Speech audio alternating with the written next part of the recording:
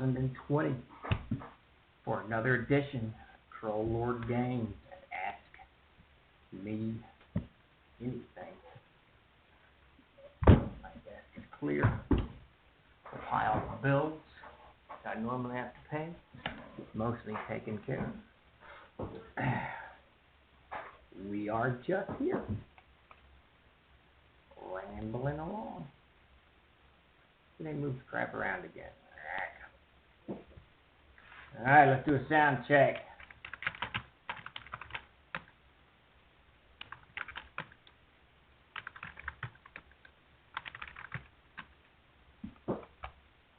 See you and barely hear you.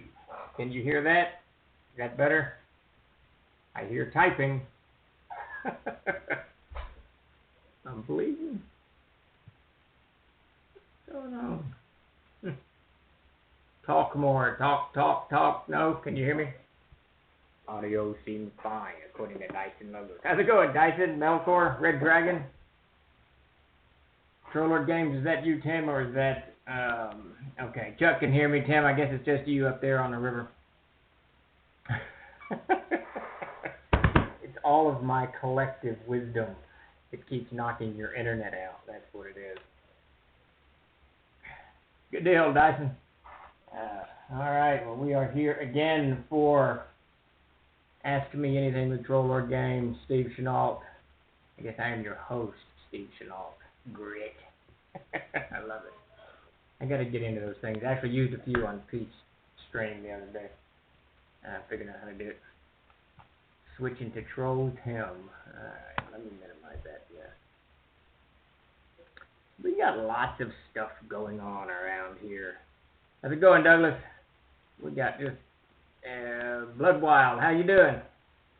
Just too many things going on, both with the company and, of course, with the country and the world, and all of this insanity that we are presently experiencing. Doesn't matter what side of the fence you're on, it's here. So there you go. Alright, as Chuck pushes social out and all that stuff, we'll let everybody kind of wander in and settle in. But this is Ask Me Anything with Troll Lord Games. I'm Steve Chenault, CEO of Troll Lord Games, and blah, blah, blah. So any questions you have, throw up in the feed. Otherwise, I will drone on for 45 minutes babbling about all the manifold projects that we are working on. We've got 5 Kickstarters that we're working on.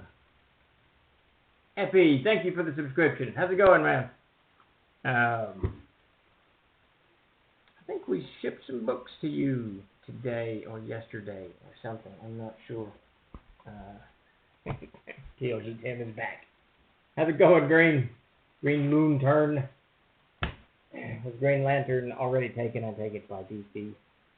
I'm going to go ahead and throw out a question, Steve. In your personal game, when do you always add level to a siege check? When do you never add level to a siege check? It is so rare that I do not add a level to a siege check that I cannot actually think of an incident where I have not. Surely I have done some straight up rolls, but I always, I guess, if it was going to be something like, I don't know, I was about to say a knowledge check, you know, an intelligence check or something like that, but, I hear you, Effie. Maybe if like it was a fighter and they needed to make an intelligence check, I wouldn't. But even that, I really like the idea that the players, the characters have you know, become more experienced. No matter what their class is, they at least have some kind of modicum of a better understanding or what have you, just by sheer experience. And even if the character isn't very intelligent, then it becomes something like a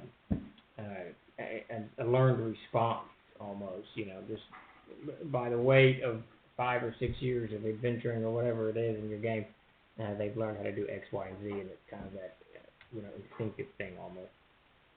How's it going, Jason? But I can't, man, I always add that level. I haven't had that level.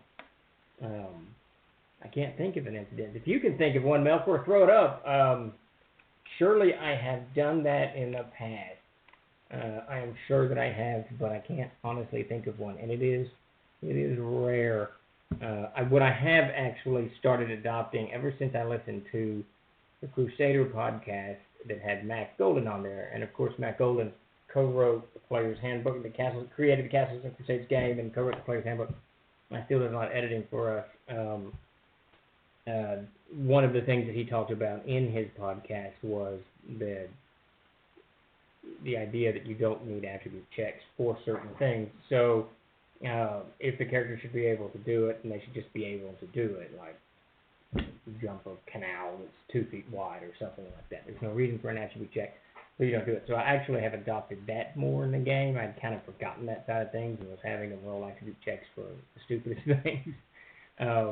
And I think one of the difficulties that we ran into is expressing, and we did this in the CKG, but expressing the idea of negative attribute checks where they have a better chance to do a negative CL, I should say, a negative CL on the attribute check, so they have a better chance than 12-18 in succeeding something. And I think in Mac's original kind of concept and Davis's 2 of the game, it is better than 12-18. They don't really need a check. I think I'd need Mac to confirm that, but I think that's kind of what the philosophy was that I deviated from for quite a few years. I guess the obvious one would be the guidance in the book that says when trying something that falls into the expertise of another class, like a wizard attempting to pick a pocket. Actually, don't even let them. I don't. In that instance, if they did, I probably, if they do, and generally speaking, I'll just say you fail. You can't do that. Because I really don't like classes kind of walking over and over. But obviously, the obvious example of that is even more obvious than the picking a lot, but the tracking. Can a fighter follow an orc in the snow? You know what I mean? There's really, anyone should be able to follow an orc in the snow. He's walking in the snow, which they can.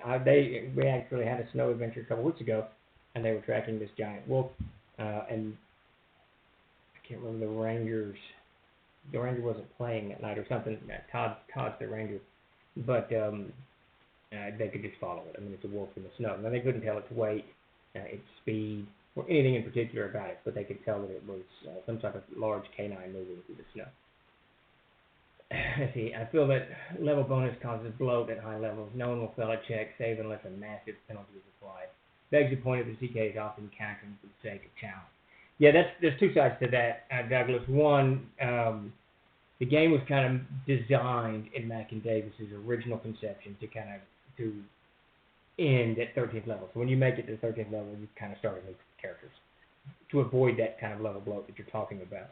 But that no one really wants to do that. We certainly didn't do that. We're already into the 15th and 14th to 15th level. So no one wanted to abandon their characters after so many years playing them. So that just didn't work. But the other side to that coin with the CLs, really a lot of things at that point they should be understanding, they should be able to do very, very quickly. You run into the exact same problem with monsters. Really any monster in the Monsters and Treasures and the Tome of the Unclean is going to get most in the Tome of the Unclean and most in the Monsters and Treasures are going to get annihilated by high-level characters. You really, as a CK, you really have to kind of you brace it, somewhat do something, add more abilities, add SRs, add whatever it is. What was my favorite? The damage reduction. I love doing damage reduction, but you do. And then, but beyond that, I will slap because they succeed at most things.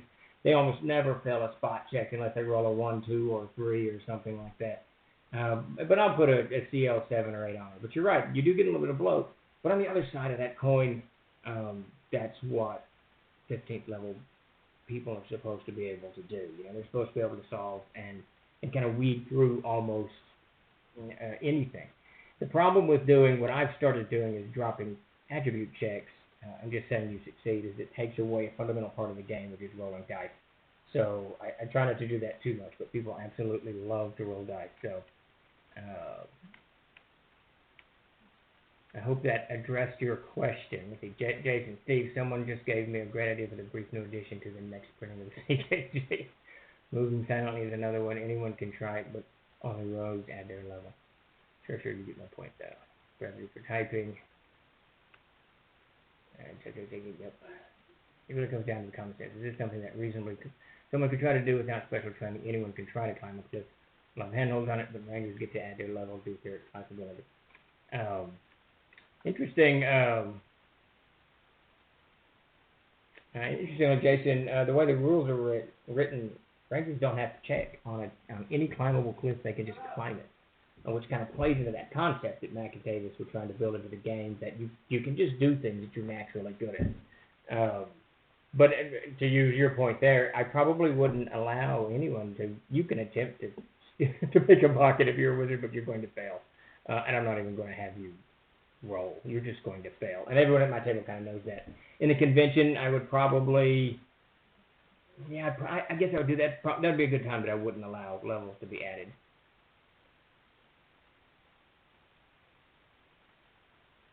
Let's see, like walking absolutely no noise over broken glass or dead running. Yeah, and that's where the check comes in. I mean, you can try to walk flat-footed. I think that's the idea behind moving silently. You put the whole foot down simultaneously as opposed to kind of rolling it like that. I think that's the concept. But again, only the rogue or the thief or whoever's got these sneaking abilities, they're going to be able to look at the environment around them, to see the sticks laying there or the leaves laying there, or where to put their foot, but not crinkling leaves or what have you. Whereas a wizard or fighter is going to try to move silently, but they're going to fail. But that's if you allow characters to make checks on abilities that belong to other classes, no level is the thing. But man, it is so rare for me to do that. We need to do a version of the welcome table for CNPC. The welcome table. Let's do it. Yeah, I'm not sure. I can't remember if the thief gets an automatic climb or not. But I got my drawer of gobbledygook here. Let's see. I know the ranger, because we've got 2 rangers in the party. I know they can climb any climbable cliff without making a check. Let me see. Paladin, around there. I can't ever find anything since we put these things in alphabetical order. This ability allows a rogue to move so silent. Nope, that's not what we're looking for. Climb. This extraordinary ability allows a rogue to climb up and down across a slope or wall, or usually angled naturally, blah, blah, blah, blah. When doing so, the rogue moves at 1/2 move. A failed climb. Yeah, okay, so the rogue does have to make a check.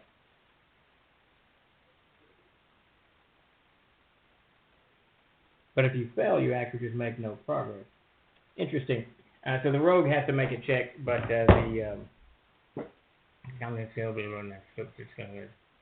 Yep, that's how that's it's interesting that we wrote the rogue and the ranger differently. Of course, it's very different climbing a wall than it is a cliff. Climbing a cliff is not so terribly difficult, assuming that you've got something to hold on to.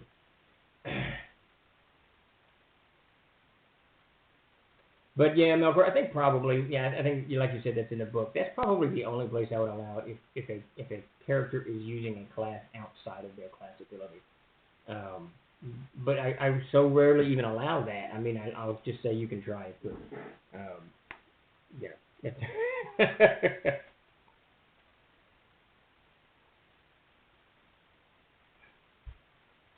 Well, that's interesting, Douglas. That's an interesting. It breaks it down into kind of different. It gives you different directions to go. One of the things that I think that we were trying to do was to stop the attribute check system, because it's so insanely versatile. The siege engine is so crazy versatile. You can do so many things with it. We had to really kind of stop the 15th level paladin from being able to move quieter than the rogue at 3rd level, because he's going to have his attribute bonus or his level bonus on there, which is 15, which means it just plus 15 and his dexterity and whatever. He's just going to blast the rogue out of the water, and it should never really be that way. So I think that's where that ruling originally came from. I want to thank you for the following umwawa, and I want to shout out anyone who's just joined us here on asking me anything controller game. Steve Chenault, please give us a follow if you have not. We sure appreciate that, and any support that you can get us give us, and really, real quick, we are into our last 5 hours of the Castle Keeper's Guide Kickstarter. It is doing very, very well. We've opened up a fantastic stretch reward, which we're super excited about, 𝚃𝚘𝚘𝚕𝚔 Guide to Herbology and Alchemy, and we are fast closing in on the next one, 𝚃𝚘𝚘𝚕𝚔 Material Ecology, and the herb book is going to be absolutely awesome. It'll go kind of be a throwback to Gary Gygax's World Builder, where he created all these herbs and all these magical properties that came with them, and so forth and so on. But the material ecology is going to be an absolute favorite, certainly at my table, because it's going to be chopping up monster bits and selling them for whatever. You know how players are always taking the dragon's eyes or draining blood out of the griffin or whatever, like grave robbers every time they kill something. Well, now they'll be able to see what this actually can serve at the gaming table, which will be kind of cool. That kind of resource is always a lot of fun. So we are fast approaching that. No problem, Douglas. It's actually, the cornerstone of the game is the siege engine and how to use those checks.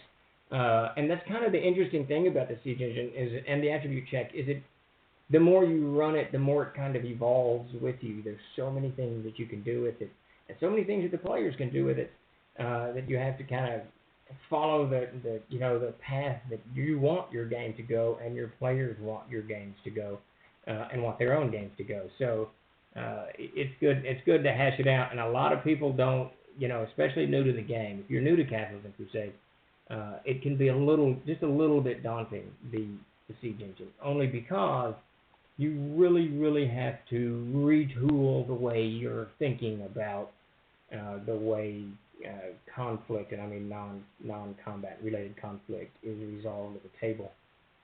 Because very quickly your players are going to learn that they can do almost anything. They can try almost anything, and they want that cat out of the bag. It's gone, and they tear it up. Yeah, I can't, Douglas, I cannot remember who came up with that. I think it was someone at a convention mentioned that to me, or Mac may have, I can't remember.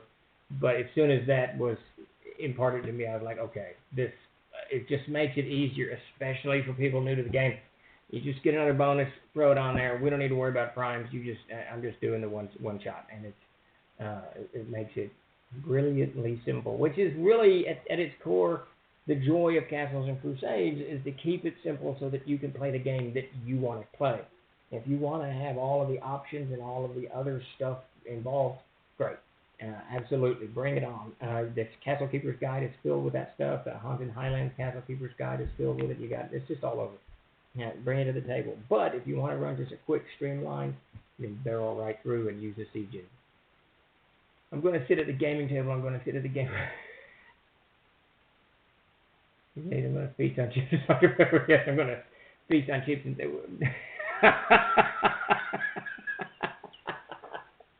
all right, we need to get someone who's got a good voice. I'm not sure, Geek Preacher. Derek, I'm not sure if you've got a good singing voice. I certainly do not.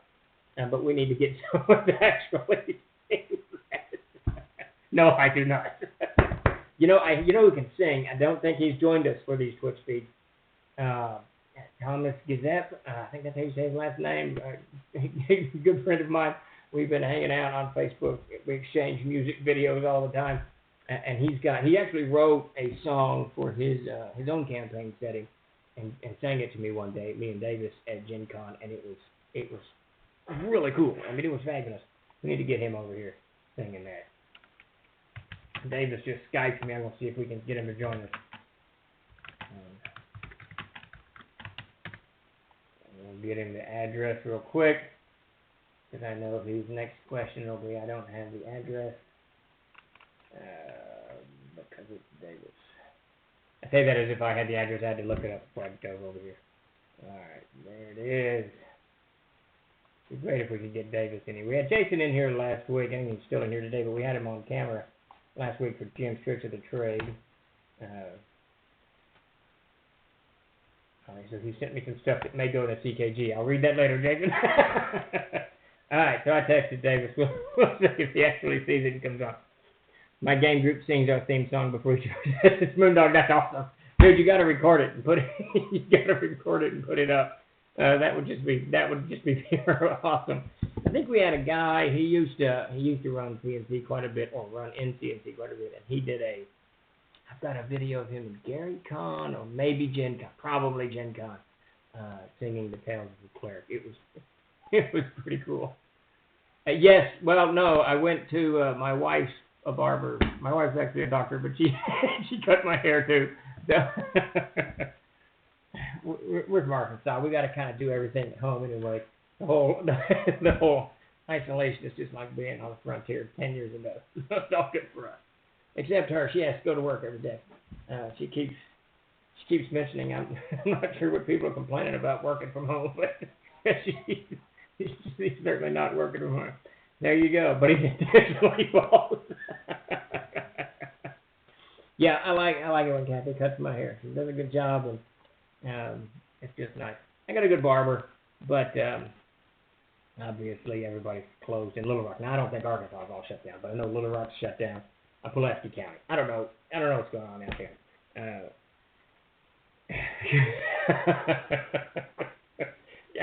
Why are they crazy, Geek Preacher? I think the world's gotten a little bit. She'll learn. The first 2 or 3 times are bumpy, Jason, but she'll learn. Trust me, it's cool. It's awesome. It's a very, very relaxing for me. I like it. But I want to know what's going on in Nashville. But didn't you guys, still clean up from the tornado having parties at night?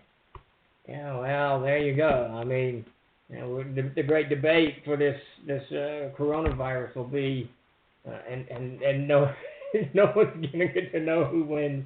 The great debate will be whether the quarantining worked or if it just ran its natural course, and the weather or whatever, who the hell knows. I know Sweden's doing a whole different thing, and these people are doing this, and these people are doing that. So we'll see in the end after it all shakes out.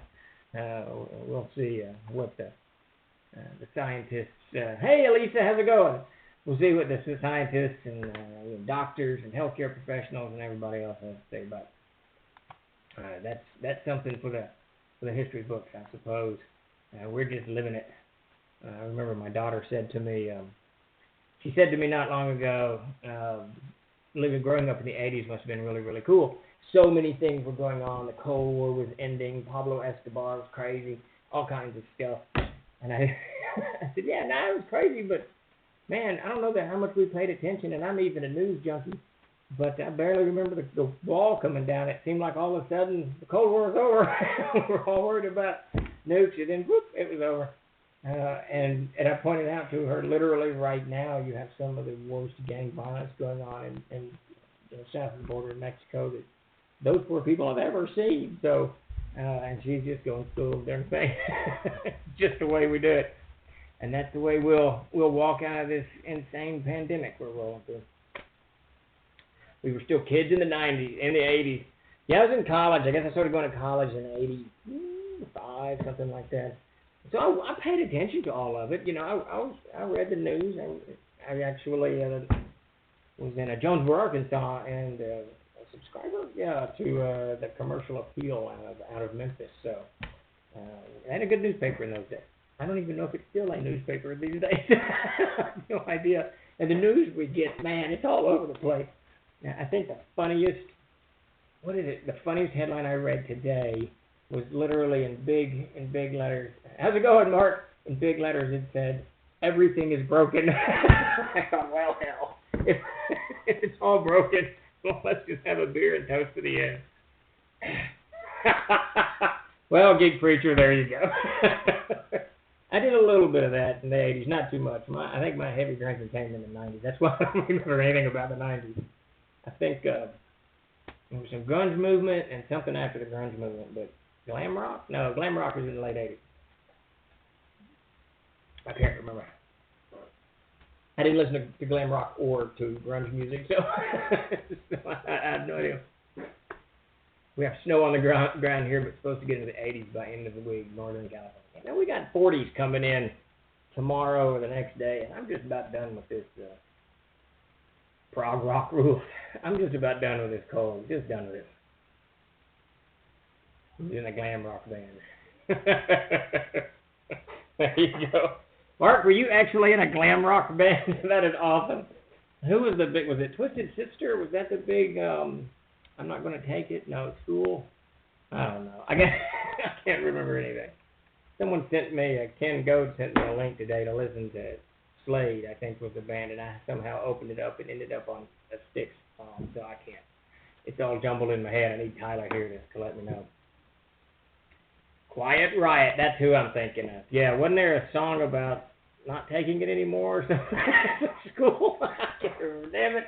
That was a good song. Yeah, Twisted Sister. We're not going to take it. There you go. That was a good song. Charlie Sifford, he's one of the guys we used to game with all the time. Charlie Sifford loved Quiet Riot. He certainly did. With that guy from Animal House. There you go. All good. So, again, this is Ask Me Anything. If you have any questions about anything, literally, from Alice Cooper, did schools out for summer? I think I'm thinking of Alice Cooper. But no, Alice Cooper wasn't glam rock, was he? He was I didn't listen to a lot of metal. He had the long black hair. It was kind of long in the face. Oh, hell. Oh, Lord, the Beastie Boys. Matt Golden loves the Beastie Boys. School's out for Corona. Shock rock. There you go. Yeah, maybe he was shocked. Alex, was he the one that bit the bat? Well, that didn't age. He shouldn't be biting bats. Or was it a chicken? I can't remember. There were so many crazy, or was that Kiss? Oh, I don't know. There were so many. That was Ozzy. See, I can't keep up with any of them. Absolutely any of them. I don't think, here's my musical evolution. Went from, in the 70s, I listened to country music, heavy country music. So I'm born in 67. So in the 70s, I listened to heavy country music. The first album I ever bought, I wrote a check for and put in the mail and sent it to the mail off of a TV ad, and it was the Statler Brothers' Greatest Hits. So the Statler Brothers, Johnny Cash was my go-to, and Barbara Mandrell was good, but Crystal Gale was another one of my favorites. And then I went into the Blondie. I started listening to a lot of Blondie and Devo, and listened to a whole lot of just pop rock, I guess is what it is, in the 80s. And then I started listening to classical music in the mid-'80s, and then so by the late '80s, it was this kind of hodgepodge of classical, country, and pop rock. And in the '90s, I really don't remember what I listened to in the '90s. I think it was the only band I can remember is Mazzy Star. I love the Mazzy Star. Statler Brothers, fantastic. Counting Flowers on the Wall, still one of my favorite songs of all time. Absolutely love the Statler Brothers. So I went into, and Mazzy Star is the only thing I can remember from the '90s, and after that, once YouTube occurs, if any of you have followed me on Facebook, you have seen my musical tastes are wildly all over the place, and it's whatever I'm in the mood for. I listen to music from across it.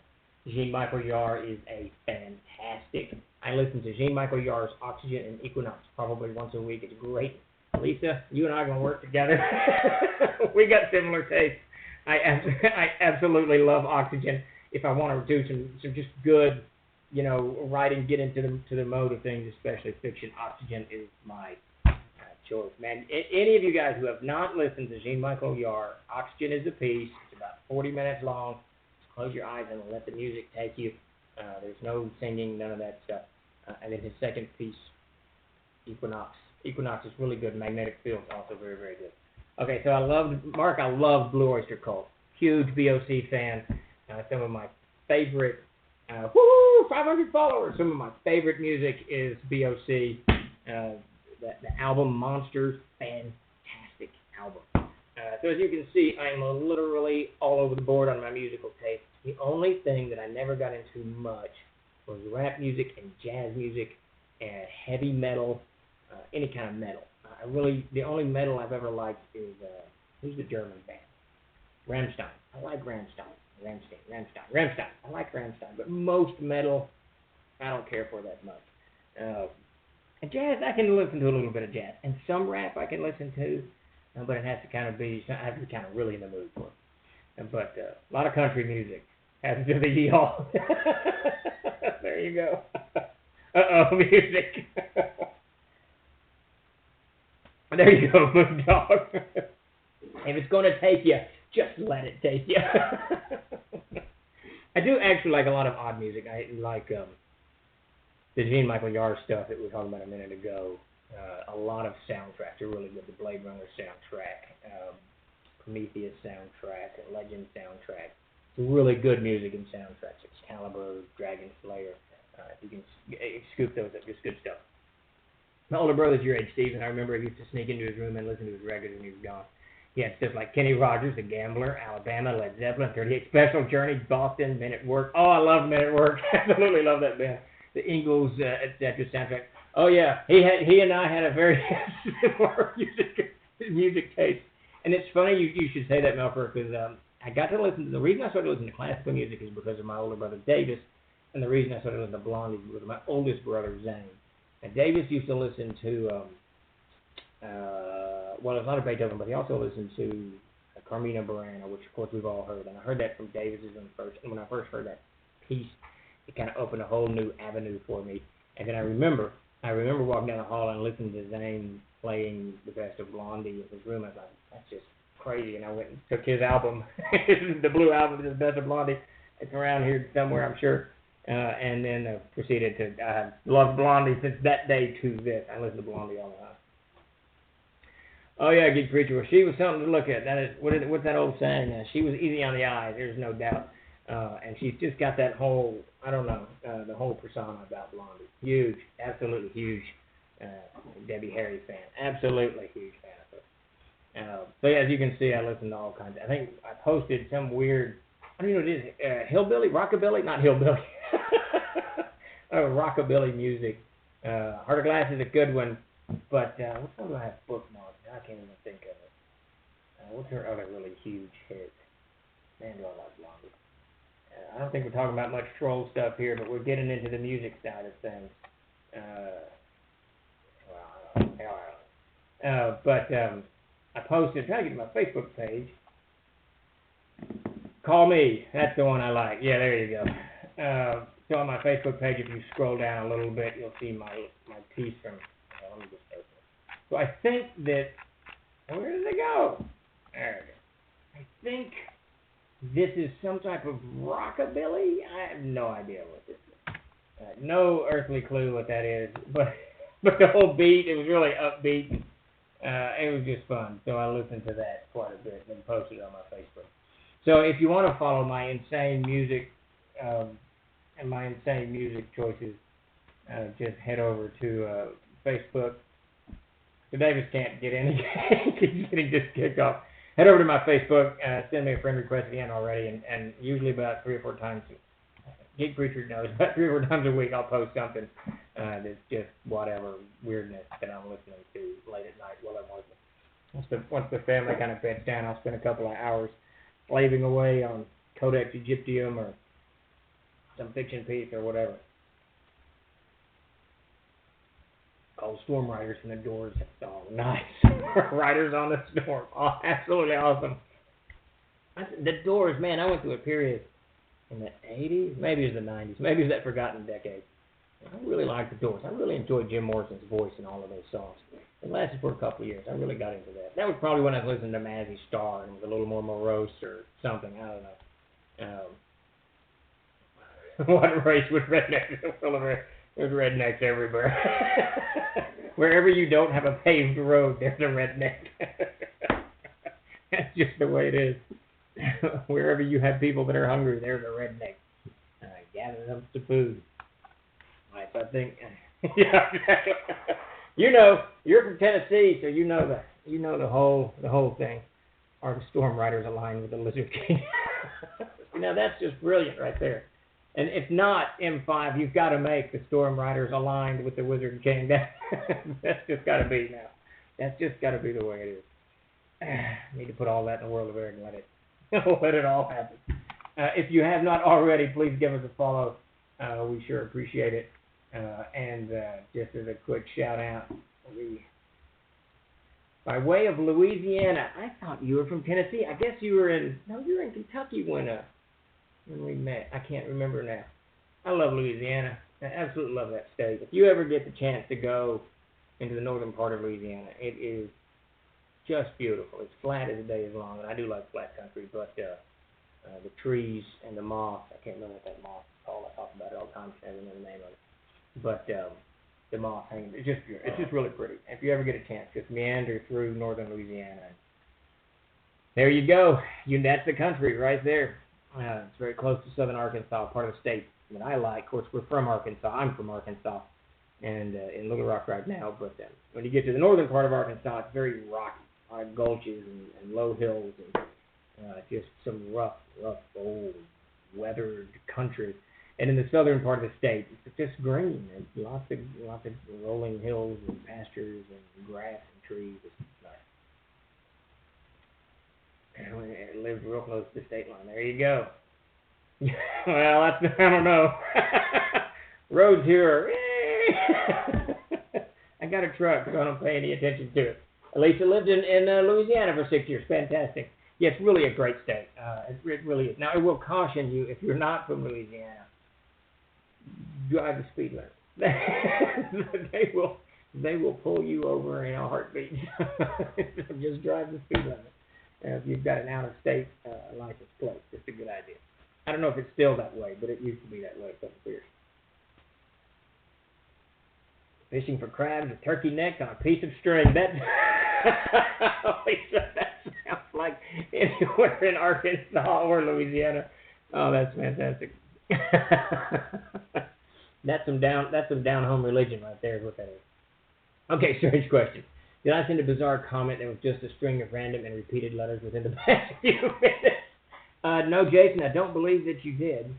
Let me scroll back up. I do not see anything like that. I think you are hallucinating. I think that I saw your Facebook post. You were drinking some Star Trek beer earlier or something. I think maybe it got to you a little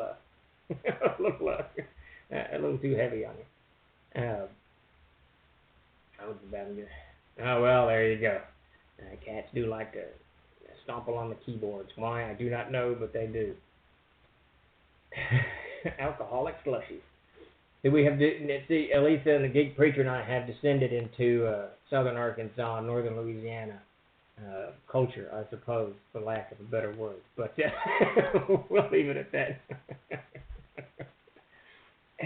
Good times. Good times were had by all.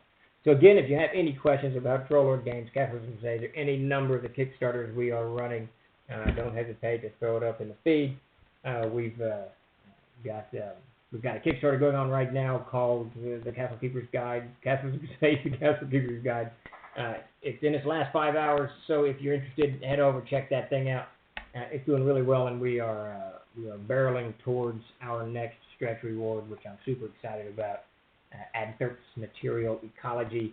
𝚃𝚛𝚘𝚕𝚕, of course, is a wizard in the world of Aird, and our very own Chuck Coombaugh has written all kinds of material that's going to essentially dissect various monsters and allow players and CKs, when they should need it, GMs, to find usefulness in these creatures. You know, I haven't seen the manuscript yet, but the idea is fantastic, and we're going to do I'm going to give it a good look over and see if we can. It'll be for Castles and Crusades, but we'll make it a little bit universal for other attribute-based games that are sometimes confused with our own 5th edition. But it would even work with Sword and Wizardry, probably. And I believe that we are putting the Descending Armor class from Sword and Wizardry into CKG so that people who want to flip back and forth between the game systems can do that relatively easily. Now I have to get 3 copies. It's always something. It's always something, Douglas. I'm super excited about this Castle Keeper's Guide. I really like the book. I think we did a really good job in the beginning, but the more I've used it, the more I've discovered that I want illustrations, and especially in kind of this day and age when we have such access to so many illustrations, and there's no reason to not put the information right there where we can get it. It'll make the PDF even better. The printed copy, of course, but at the end of the day, it's just going to be a chart. It's just a chart for those people who want it in the whole armor section and whatnot. I like giving a shout out to Frog God, Goodman Games. These are good people over there. And I posted a frog up on my Facebook today that cracked me up. Frog with Coupler. Chart to be ignored. Exactly. I certainly would ignore it. I really like the ascending AC. It works very well for me and my very linear brain. So I'm super happy with that. Yeah, Frog Gods are just great. They're just great people over there. Absolutely love them. You should go, Douglas. You should go to my. No, I think you already did. You already commented. Yeah, you did comment on the frog with the snail stuck to the side of his head. But at any rate, we got a Kickstarter running right now in tonight at 10 o'clock, I believe. And we are fast closing in on that last stretch goal, which I would absolutely love to see hit shelves and everything everywhere. All right, good deal. Well, if you have any questions, give us a shout. If not, I'll probably just start running down where we are on some of these Kickstarters. I really feel like that we do that stuff in updates. I hate to. Thank you for the subscription, Geek Preacher. Very much appreciated. Yeah, but 1.4 away. I hate to just spend troll talk talking about. So I'm not going to do it. I'm not going to talk about anything. So what I did last week, some of you may have read, I put up a public service announcement for Troller Games, and I basically kind of talked about where we are in what's going on with the pandemic and the quarantine and the economic closing and where we are, and specifically where people's Kickstarters were. And I know some companies have run into some serious trouble because they print overseas or supplies to get things printed or manufactured are now done and out because of the various and sundry border closings and what have you. Although I think China's trying to ramp it back up. For those of you whose companies who do use overseas, I think China's getting itself put back together. I'm not going to spoil that. So much information and misinformation that comes out of China. It gets very confusing to know what's going on and what isn't. I love you too, brother. But yeah, but I put this PSA and basically talked about how we print domestically or use Canada or what have you, so that we shouldn't have any problems if they use it. Blah blah blah blah blah. And in it, I put a mention of a piece of history that I was referencing and deleted because I had a lot of people read it. I wasn't sure I wanted to put this out to begin with, but I had a lot of people read it, and everyone kind of universally said, yeah, this definitely needs to go out. So I went ahead and sent it out. But the one thing that they all had comments on, whether it's deleted or edited or it was superfluous or it was obnoxious or whatever, was my reference to history. So I deleted it, and then I got a whole bunch of emails. I deleted it, made a joke about deleting it. Got a whole bunch of emails, and a lot of people posted on Facebook that they wanted to see the history stuff. So Saturday night, in a fit of absolute boredom, I wrote a 3-page essay on the history that I had removed from the PSA. When really the funny thing is that the part that was removed was like 1 sentence, 3 lines maybe, and when I sat down to address it, it turned out to be 3 pages, which goes back to my old saying. Years ago, I wrote a essay for the Crusader magazine, like issue 2 or 3 or 4, called what's that thing called? A long note on brevity, I think is what it was, in which I went. Well, that's the thing, Elisa. I decided if I want to put it back out, but I think Tim has gone over it. I think that I will. I think that I'll put it up on. Yeah, exactly, Mark. I did not follow my own advice and be brief in my in my rambling. But basically what it did is it kind of outlined, not from a personal perspective, but from a business perspective, why I don't use China. And those two are separate things. They happen to dovetail nicely together, but why I don't use China specifically for our printing and outsourcing and all this other stuff. And I know, in today's environment, people get very worked up about things. So I've sat on it for a week. And there you go, Tim. We can just slam it on the blog, and people can go over there and check it out if they want. That's a good idea. Because I got a lot of I have not answered all those emails that are in the inbox about. I'm being yelled at about. Hold on. I'm almost there.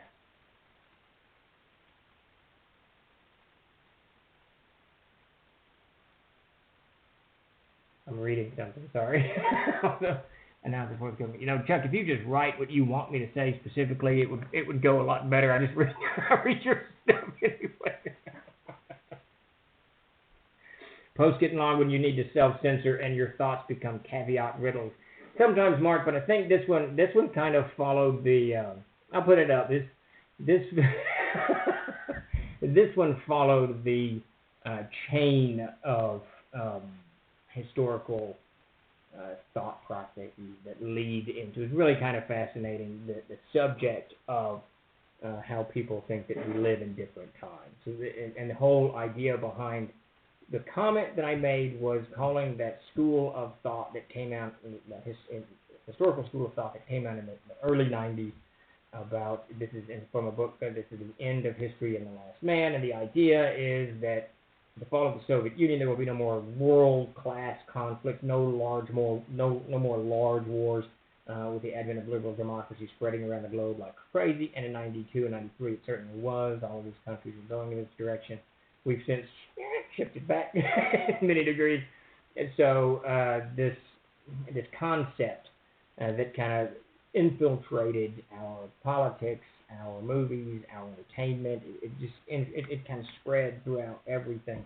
And it's one that I don't particularly agree with. And I cite as not agreeing with it the same, if you go back into the 1870s, post-Civil War, with the engine of the American economic engine and the English, the United Kingdom just barreling forward, and Germany too, at such high speeds that there was this whole philosophy that there was no reason to have armies, there was no reason to have, to spend money on any of this stuff because there's too much for everyone to lose. And it literally, the stuff from the 1990s and the stuff from the 1870s is almost the exact same concept.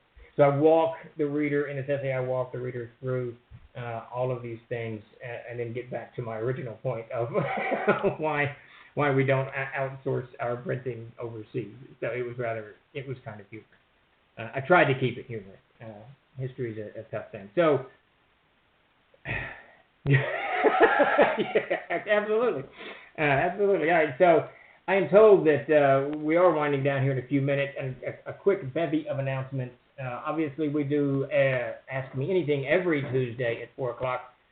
We absolutely love it. If you could join us, and we'll be back next week, jibber-jabbering about hopefully more games than music, but who knows.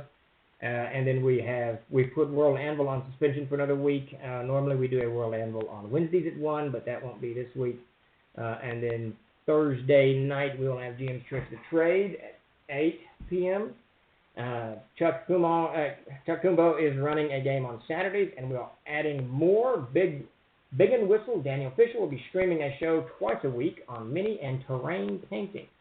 So you're going to see even more shows popping up on Troll, Twitch, TV, Troll Lord. I don't know what this channel is called. Whatever this channel is called. But absolutely. So definitely check this out. We should have a schedule up, I think, somewhere. And check the schedule up. Check the schedule out so you can see when we're doing all this stuff. So definitely look into Troll Twitch to help us. Hopefully we can keep you a little entertained as we lumber through this pandemic and quarantine and all this other stuff that we are presently enjoying together, as as we should probably say. Troll Lord Games Twitch channel. There you go. I keep wanting to say Twitch TV, but I guess that's the whole